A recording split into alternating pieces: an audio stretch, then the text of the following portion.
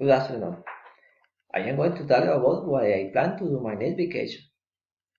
In my next vacation, I will go to San Andres with my family and I really enjoy because I don't spend much time with my family. We are going to stay at the best hotel on the island. We will go to the beach and have fun with my dogs. I will buy many things for my dogs and my wife. We will take the bathing sites to enjoy the beach and the pool. We will go of the enjoy to the typical food on the region. We will now the flower how we will enjoy the tourist attraction of the island and the sea. I am going to rent a car and now one more places. We are going to enjoy the holidays.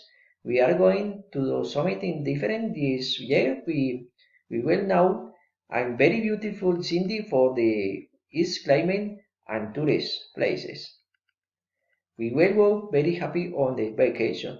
I am going to visit many places. I am sure I will go the spectacular vacation.